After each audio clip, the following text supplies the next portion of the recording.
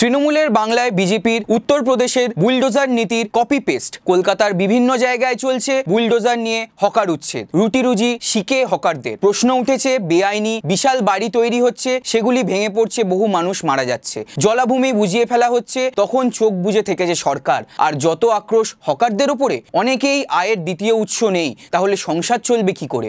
গত কয়েক বছরে টাকা পয়সা নিয়ে শাসক দলের মদতপুষ্টরা যেভাবে দলীয় কর্মীদের পথের ধারে বসার ব্যবস্থা করে দিয়েছে, তার বিরুদ্ধে কি ব্যবস্থা নেওয়া হবে? কেন সিদ্ধান্ত চূড়ান্ত করার আগে সর্বদলীয় বৈঠক হলো না? হকারদের ইউনিয়নের সাথে আলোচনা করা হলো না? কেন গণকনভেনশন সেমিনারে আলোচনার জায়গা প্রশস্ত করা হলো না? বৃহস্পতিবার হকার উচ্ছেদ নিয়ে বৈঠক ডেকেছেন মুখ্যমন্ত্রী। বৈঠক নিষ্ফলা হলে হকারদের বিক্ষোভের আগুনের স্ফুলিঙ্গ দাবানল হবেই। সিআইটিইউ পরিষ্কার জানিয়ে দিয়েছে, উপযুক্ত পুনর্বাসন ছাড়া হকার উচ্ছেদ করা যাবে না এবং তার দায় নিতে হবে সরকারকেই।